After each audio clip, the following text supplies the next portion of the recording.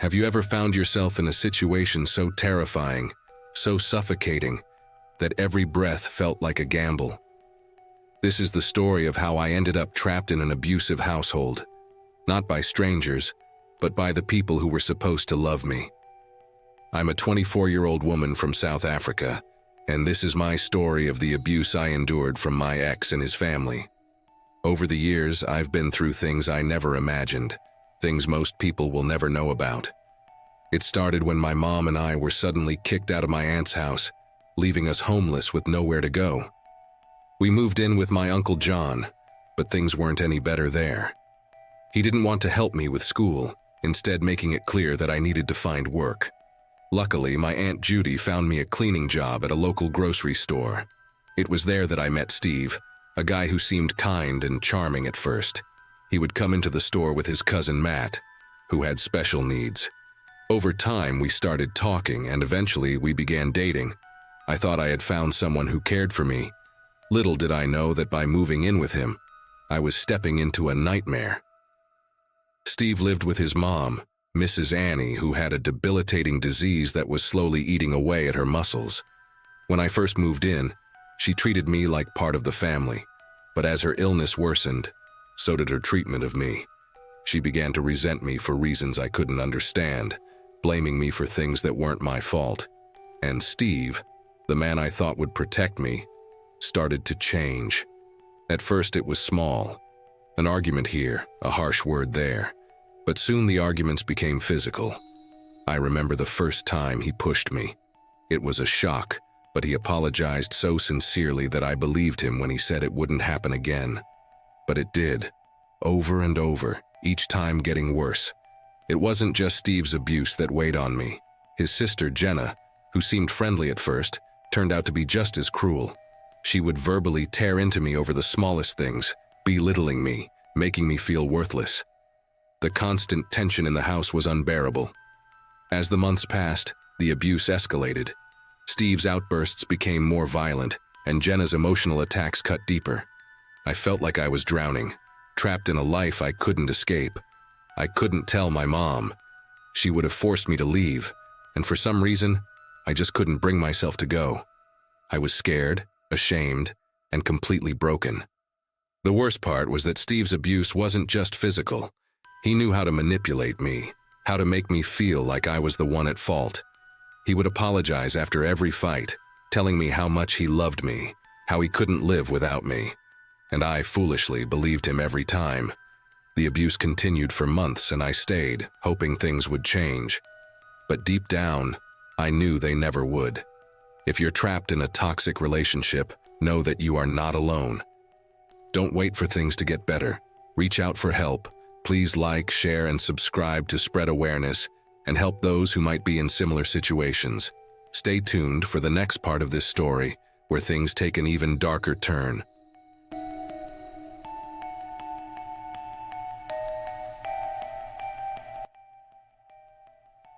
Have you ever been so trapped that even the idea of leaving feels impossible? That's what it felt like for me, when the home I thought was a refuge turned into a nightmare. As the months passed, the situation with Steve and his family spiraled out of control. Mrs. Annie, Steve's mother, whose illness was rapidly worsening, started to treat me like I was the enemy. She had always seemed welcoming at first, but now her sharp glances and biting comments made it clear I wasn't wanted. But that was just the beginning. Steve had grown more distant, but when he was close, it was terrifying. The man who had once held me gently now had a grip on me that I couldn't escape. His outbursts became more frequent, and his apologies felt hollow. He would push me, scream at me, throw things around the room, and yet, each time, I stayed. I stayed because I was scared of what would happen if I left. And I stayed because I convinced myself that this was just temporary, that it would get better. But it never did. What made everything worse was Jenna. Steve's older sister had taken an instant disliking to me.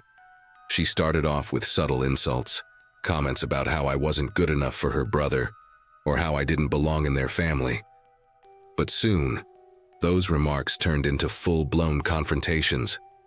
Every time I walked into a room, I could feel her eyes burning into me.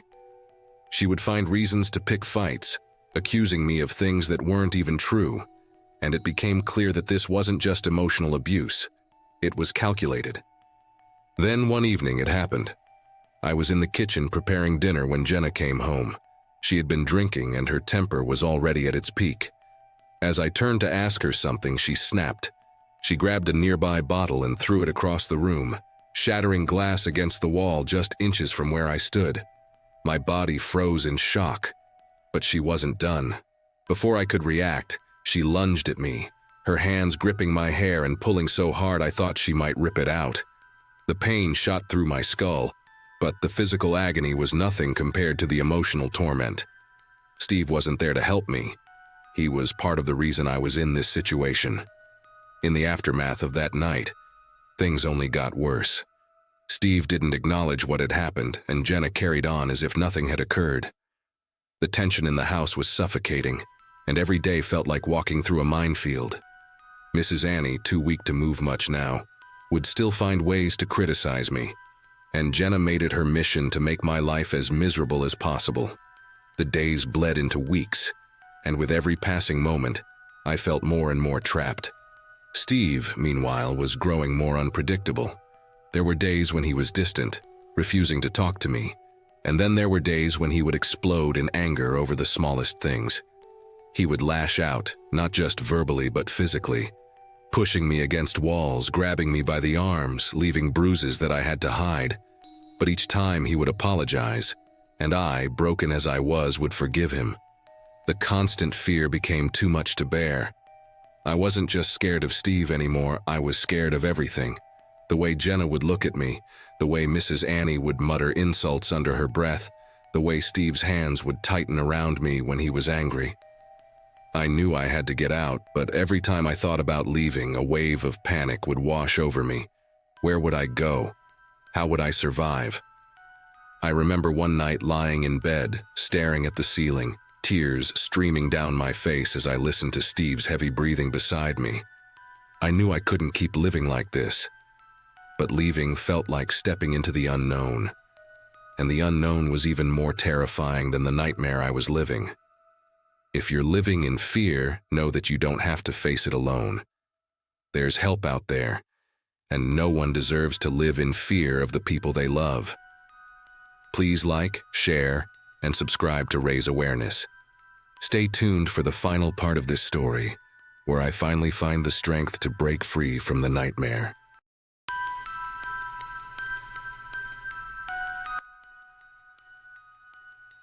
Imagine standing on the edge of freedom, only to realize that the nightmare you're running from is far from over. This is the moment I knew that escaping Steve wasn't just about leaving, it was about survival. After months of enduring the abuse, both emotional and physical, I knew I couldn't stay any longer. The bruises on my body were a constant reminder of how dangerous things had become. But the emotional scars, those were the ones that hurt the most. Steve, the man I once loved, had turned into someone I no longer recognized, someone who seemed to get pleasure from controlling every aspect of my life. And his family. They were no better. Mrs. Annie's illness had progressed to the point where she could no longer walk on her own. Her resentment toward me had grown, and she now saw me as the enemy, someone who was only there to take advantage of her son. She would glare at me from across the room, her eyes filled with bitterness, and when Steve wasn't around, she made it clear that I wasn't welcome in their home. Jenna, on the other hand, didn't bother with subtlety. She hated me, plain and simple. Every day brought a new argument, a new reason for her to scream at me, belittle me, and make me feel like I was worthless. There were times when I thought she might hit me, but she never did. Instead, she would hurl insults at me, cutting me down with her words. It was the kind of abuse that didn't leave physical marks but left me feeling broken inside. But the worst was Steve. The man I thought I could trust had become my greatest fear. His temper was unpredictable, and every fight felt like it could be the last. He would push me, grab me by the arms, leaving bruises that I had to hide under long sleeves. He'd scream at me, his face inches from mine, his voice filled with rage. And yet, every time, he'd apologize, telling me he loved me, that he didn't mean it. And every time I believed him, until one night, when things went too far. We had been arguing, like we always did, but this time something snapped in Steve. His eyes darkened and I knew this fight was different. He grabbed me by the throat, lifting me off the ground and slamming me against the wall. I gasped for air, my vision blurring as I struggled to breathe. In that moment, I thought he was going to kill me, but just as quickly as it started, it ended. He let go, and I collapsed to the floor, coughing and gasping for breath. Steve stood over me, his chest heaving, his hands shaking. "I'm sorry," he whispered, but I knew he wasn't. This wasn't about love anymore. This was about control, and I couldn't let him control me any longer. That night, I made the decision to leave.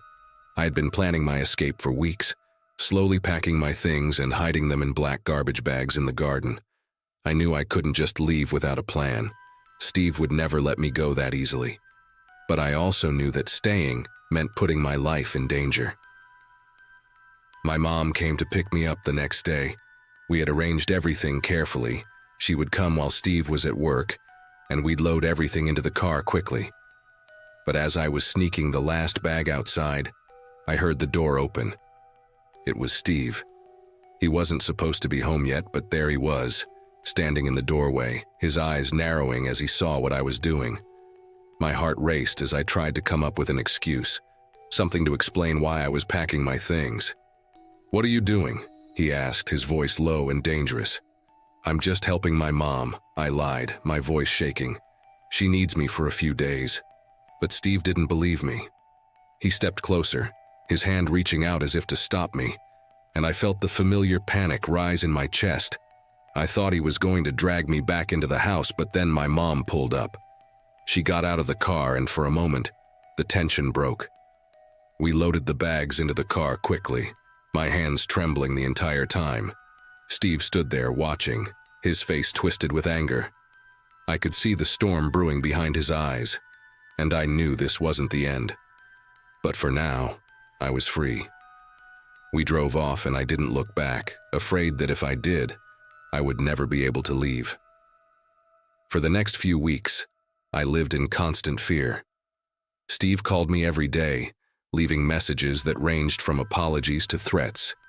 He would show up at my workplace demanding that I talk to him, but I managed to avoid him each time. I knew it was only a matter of time before things escalated, and I was terrified of what might happen when they did. Then, one night, it happened. Welcome to the world of science fiction. Tales, don't forget to like and subscribe so you don't miss new stories. Enjoy the listening. Imagine discovering love on a distant planet. A connection so deep it defies the boundaries of space and species. But with the forces of two worlds pulling you apart, how far would you go to keep it alive? This is the story of Jonah and Rhea, two souls from different worlds, brought together by fate but tested by the universe. Stay tuned as their journey unfolds in a way neither could have predicted. Jonah Cade carefully navigated the rugged terrain of Zyphor, his heart racing with cautious optimism. The untouched landscape, vibrant with bioluminescent plants, seemed to pulse with unseen life. As he ventured deeper into a large cave, his flashlight illuminated something he had never encountered before. A figure standing before him, its skin shimmering subtly in the dim light. The being was Rhea ***, her large expressive eyes reflecting both curiosity and wariness. "Hello," Jonah said slowly, holding up his hands to show he meant no harm. Rhea tilted her head, observing him closely, a melodic hum escaping her lips, a sound both calming and mesmerizing. She stepped closer, her movements graceful, her gaze filled with intent. "Do you understand me?" Jonah asked again, hope and doubt intertwined in his voice. This time, Rhea extended her hand, palm up, mirroring his gesture. With a cautious breath, Jonah stepped forward and gently placed his hand in hers. Her touch was cool and smooth, sending a ripple of surprise through him. "This is unbelievable," Jonah murmured, almost to himself. He withdrew a small recording device from his pocket, aiming to capture this moment. Rhea's eyes followed it with intense curiosity. Seeing her interest, Jonah smiled.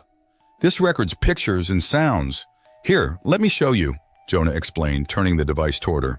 As her glowing image appeared on the playback screen, Rhea leaned in with wide eyes, then touched the screen lightly before placing a hand on her own face.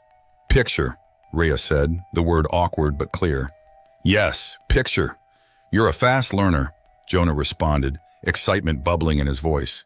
He pointed to himself. "Jonah! Jonah!" Rhea echoed, her voice lilting, as if tasting the name on her tongue. Encouraged, Jonah spent the next few hours exchanging basic words with her. As the night deepened, they sat at the cave's entrance, gazing out at the glowing flora. Rhea, now at ease, seemed to enjoy his company. "It's beautiful, isn't it?" Jonah remarked, gesturing to the shimmering landscape. "Beautiful," Rhea repeated, her gaze lingering on the view before shifting back to him. They sat quietly, the barrier between them dissolving. In a sudden surge of courage, Jonah turned to face her. "May I kiss you?" Jonah whispered. Rhea's thoughtful expression softened before she nodded. He leaned in slowly, giving her a chance to pull away, but she didn't. Their lips met, her cool touch sending shivers through him. It was a kiss unlike any other, filled with the thrill of discovery. As they parted, Rhea whispered a single word Jonah hadn't taught her. "More." His heart raced. "Yes, more." That night, they shared more than words, exploring each other's touch, building a connection that transcended their different worlds. As dawn approached, they lay together, fingers intertwined, the night's discoveries hanging tenderly between them. Jonah knew this was only the beginning. This was just the start of their journey, a story of two souls defying the boundaries of space and species. What mysteries lie ahead? Will their connection withstand the challenges they'll face? Stay tuned for the next part of their extraordinary journey. Don't forget to like, comment, and subscribe to be the first to witness how their love story unfolds. The morning after their first encounter, Jonah and Rhea awoke to the soft, ambient light filtering through the cave's entrance. The air was crisp, the world around them full of life. Jonah turned to Rhea, watching as she stirred beside him. "Good morning," he said gently. Rhea opened her eyes, the words she had learned still fresh on her tongue. "Good morning," she replied, careful with each syllable, mimicking Jonah's tone with precision. They shared a simple breakfast from Jonah's rations, along with some edible flora that Rhea had gathered.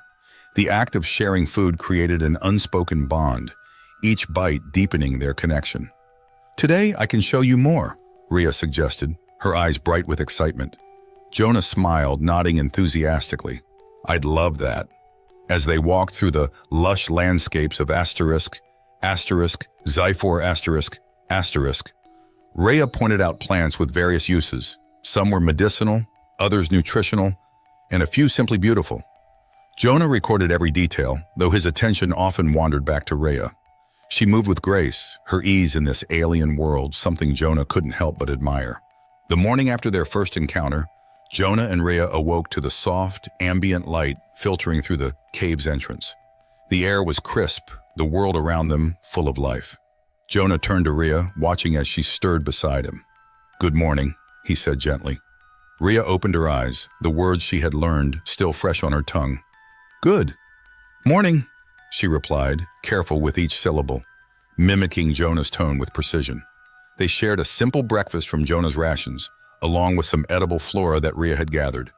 The act of sharing food created an unspoken bond, each bite deepening their connection. "Today I can show you more," Rhea suggested, her eyes bright with excitement. Jonah smiled, nodding enthusiastically. "I'd love that." As they walked through the lush landscapes of **Zyphor***,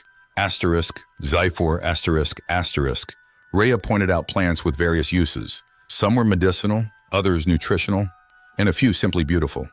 Jonah recorded every detail, though his attention often wandered back to Rhea.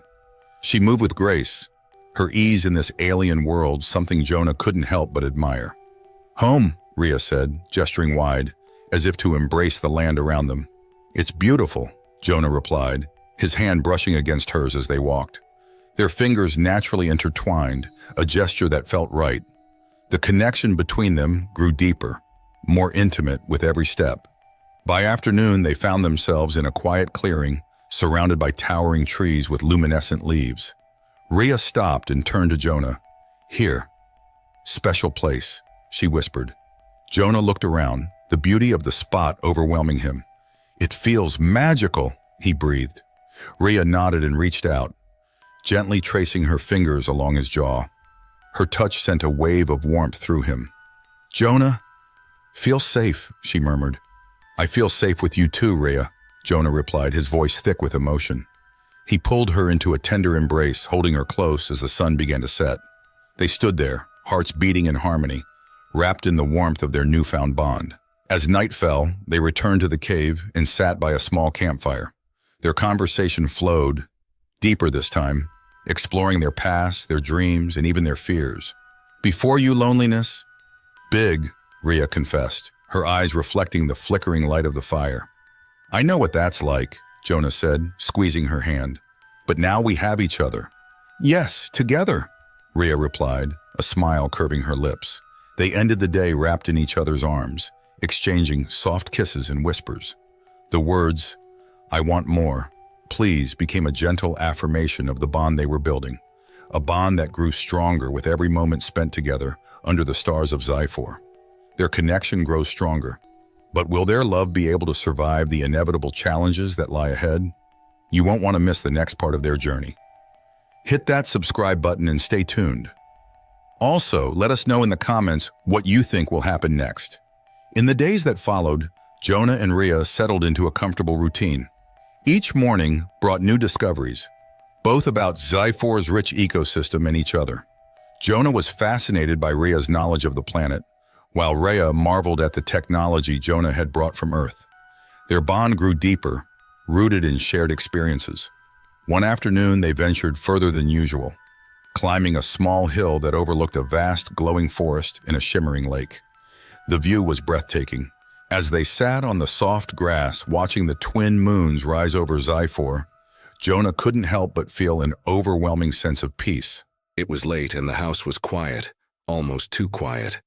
The kind of silence that amplifies every tiny sound, every creak of the floorboards, every gust of wind outside. I was alone. My mom had gone out for the evening, and I was supposed to enjoy the calm, the freedom of not having to look over my shoulder every second. But then came the knock. At first it was so soft that I thought I had imagined it. I froze, listening, heart pounding in my chest. Another knock. This one louder, then louder again, and finally the unmistakable sound of someone pounding their fist against the door. My breath caught in my throat as I moved quietly toward the window, my body trembling with the cold, sick realization of who it had to be. I peeked through the blinds, just enough to confirm my worst fear: Steve. His face was twisted with fury, his fists still hammering at the door. He was yelling my name now, demanding I shrank back from the window, my heart racing, panic surging through my veins. Every nerve in my body screamed at me to run, to hide, but I knew Steve wouldn't stop. He never did. His voice grew louder, angrier, as he continued to pound on the door. "Open the door, I know you're in there." His words were slurred slightly, a sign that he had been drinking. I had seen this version of Steve before. Unpredictable, reckless, dangerous. I backed away from the door, my mind racing with options. I could call the police, but what if they didn't get here in time? What if he broke in before they could arrive? I could hide, but Steve knew this house well. He'd search every room until he found me. Suddenly, I heard the sound of something heavy crashing against the door. Steve was trying to break it down. My legs felt like jelly, but I forced myself to move, darting into the kitchen. My hands were shaking as I reached for my phone, dialing 911. The operator's voice was calm, steady, a sharp contrast to the chaos unfolding around me. I could barely get the words out, my voice trembling as I explained the situation. "He's here. He's trying to break in. Please send someone quickly." The operator assured me that help was on the way, but I knew it could take several minutes for the police to arrive. Minutes that I might not have. I looked around the kitchen for something. Anything that I could use to protect myself. My eyes landed on a heavy cast-iron skillet. It wasn't much, but it was better than nothing. I gripped it tightly, my knuckles white, and crept toward the back of the house. Then, there was a deafening crash. The front door splintered as Steve finally forced his way in. I could hear his heavy footsteps as he stormed into the living room, his breathing ragged and filled with rage. "Where are you?" he bellowed, his voice echoing through the house. "You think you can just run away from me? You think I'd let you go that easily?"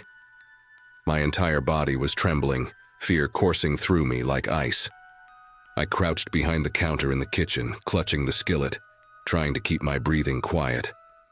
I knew I couldn't hide for long. Steve was getting closer, his footsteps growing louder as he made his way through the house. I heard the sound of furniture being overturned, glass shattering as he searched for me. "You can't hide forever," he shouted. "Come out and face me, you coward."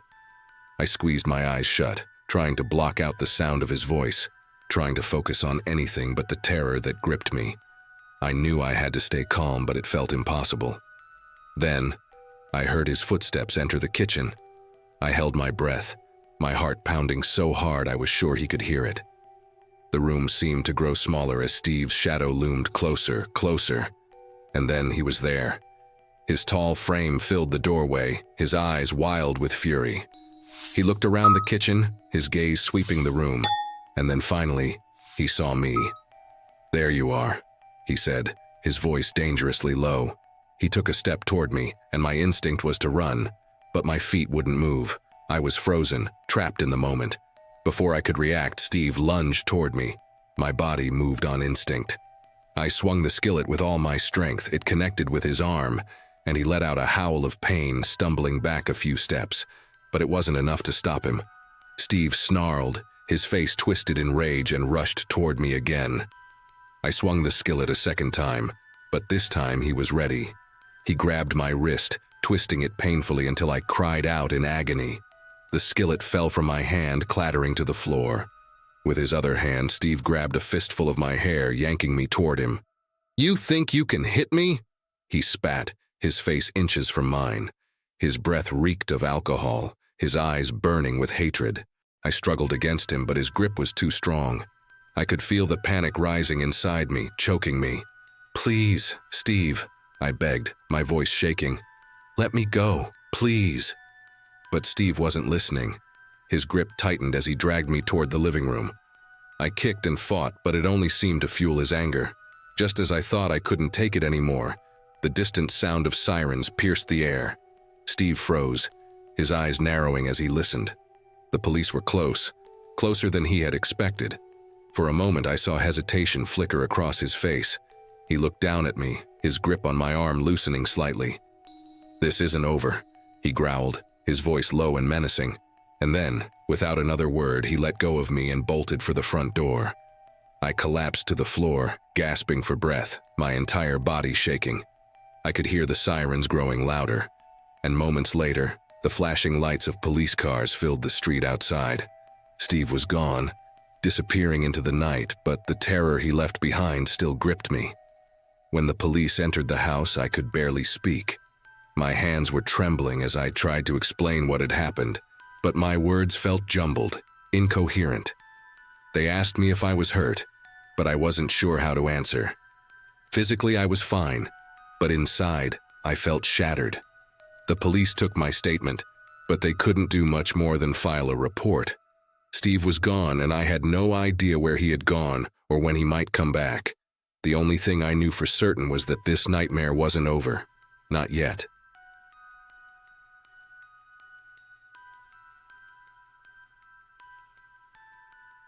The days that followed felt like a blur. I couldn't sleep, couldn't eat, couldn't stop looking over my shoulder. Every time the phone rang, I jumped. Every time there was a knock at the door, my heart raced. Steve's threats echoed in my mind, and I knew he meant every word. I changed my locks, but it didn't help the fear that had taken root inside me. I blocked his number, but I knew he could still find me if he wanted to. There was no escaping the terror that Steve had instilled in me. I started seeing a therapist, hoping it would help me make sense of the chaos that had become my life. But even as I sat in that office talking about what had happened, it felt like I was still trapped in that house waiting for Steve to come back. Days bled into weeks, and yet, the weight of fear never left my chest. It was a constant pressure, like a stone sitting on my heart, making it hard to breathe, hard to think, hard to exist. I found myself jumping at the smallest sounds: footsteps outside the window, a creak in the floorboards, a car door slamming in the distance. Every little noise felt like a threat, a sign that Steve had found me again, that he was waiting for the right moment to strike. I couldn't shake the feeling that he was out there, watching me. Even though the police had taken my statement and promised to keep an eye out for him, I knew how determined Steve could be. He was clever, and he had a way of disappearing when it suited him. I knew that he wouldn't stop until he had regained control, until he had me back under his thumb. Sleep became a distant memory. Every night I lay in bed, my body tense, my mind racing with thoughts of what Steve might do next. Would he come back to the house? Would he try to hurt me again? The questions swirled around in my head, keeping me awake until the early hours of the morning. When I did finally manage to drift off, my dreams were filled with nightmares. Visions of Steve breaking into the house, of him dragging me out into the night, of him standing over me with that cold, furious look in his eyes. I would wake up drenched in sweat, my heart pounding in my chest, and it would take hours to calm myself down. I began avoiding places I used to go. The grocery store, the park, even my favorite coffee shop felt unsafe now. I couldn't risk running into Steve. The thought of seeing him, of him confronting me in public, made my stomach twist with dread. I stayed home as much as possible, only venturing out when absolutely necessary. I felt like a prisoner in my own life, trapped by the fear that Steve had left behind. Eventually, I realized I couldn't go on like this. The fear was consuming me, eating away at my spirit, and I knew that if I didn't do something, it would destroy me. So I made an appointment with a therapist. At first, I was skeptical. How could talking about my pain make any of it go away? How could revisiting the trauma help me escape it? But I had no other options. I had reached the point where I was desperate for relief, for any kind of peace. So I went. Even though every fiber of my being wanted to stay home, hidden away from the world. Walking into that therapist's office felt like walking into a battlefield. I was raw, exposed, and terrified of what might come out once I started to talk about everything I had been through. I began slowly. Talking about Steve wasn't easy. It was like trying to pull thorns out of my skin, each word bringing a new wave of pain. But Dr. Mason listened patiently, nodding occasionally, letting me take my time. She didn't rush me, didn't push me to say more than I was ready for.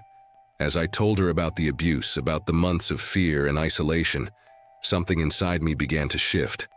It wasn't an immediate change, but there was a small sense of release, like the act of putting my pain into words was somehow loosening the grip it had on me. For the first time in what felt like forever, I wasn't keeping everything bottled up inside. I wasn't pretending that everything was fine when it wasn't. Dr. Mason helped me see that what I had been through wasn't my fault. She helped me understand that Steve's behavior was about control, not love, and that I had been manipulated into believing that I couldn't survive without him. She helped me see that I was stronger than I thought, that I had already taken the hardest step by leaving him. But healing wasn't going to be easy. There were no quick fixes, no magical solutions that would make everything better overnight.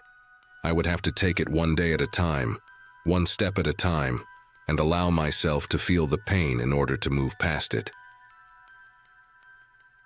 The fear of seeing him again. Even though therapy was helping, the fear of seeing Steve again was always in the back of my mind. Every time I left the house, I felt like I was looking over my shoulder, expecting him to appear out of nowhere. I had blocked his number, but that didn't stop the nightmares, the sense that he was always lurking just out of sight. One evening, I decided to go to the grocery store. It had been weeks since I had gone shopping, and I couldn't avoid it any longer. My stomach churned as I pulled into the parking lot, my eyes scanning the area for any sign of Steve's car. I didn't see it, but that didn't ease my nerves. I parked quickly and hurried inside, trying to keep my head down, trying to blend in. As I made my way through the aisles, I couldn't shake the feeling that someone was watching me. Every time I turned a corner, I glanced over my shoulder, half expecting to see Steve standing there waiting for me. But each time there was no one. I was just being paranoid, I told myself. I was letting the fear get the best of me. But as I reached for a carton of milk, I saw him. Steve. He was standing at the end of the aisle, watching me with that same cold, calculating look I had seen so many times before. My heart stopped. For a moment I couldn't move.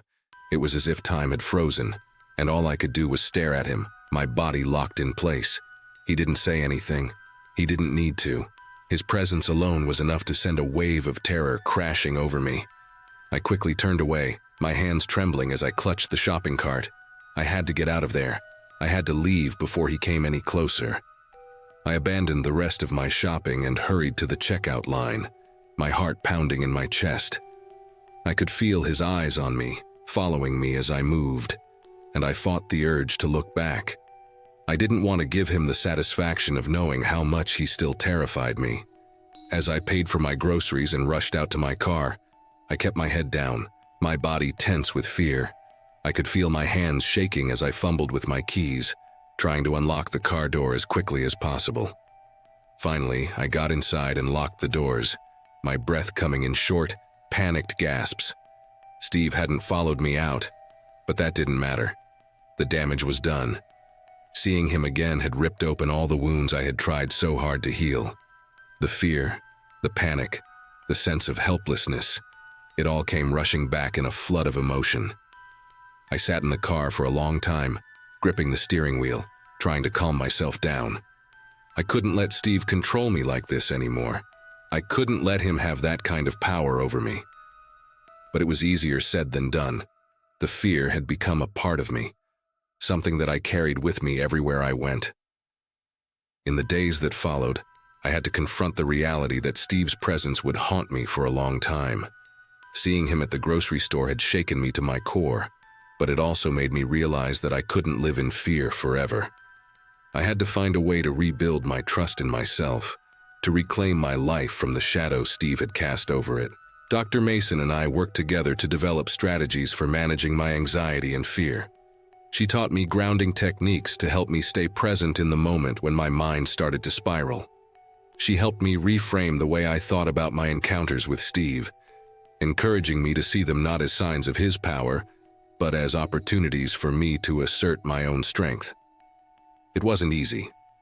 Every time I left the house, I felt a pang of anxiety, a gnawing sense of dread that Steve could be around any corner. But slowly, day by day, I began to rebuild my confidence. I started small, going for walks in the neighborhood, visiting coffee shops, going back to the places that had once felt like mine, reclaiming them from the fear that had taken hold. And with each step, I felt a little stronger. If you're finding yourself trapped in a cycle of fear and abuse, know that reclaiming your life is possible. The road to recovery is long, but you're not alone. Please like and share this video to help others in similar situations, and subscribe for more stories of survival and strength. Thank you everyone. That's about it for today's stories. If you have your own story that you would like to send, you can email at itxshamit@gmail.com. I look forward to telling your story. Have a good night or good day, everyone.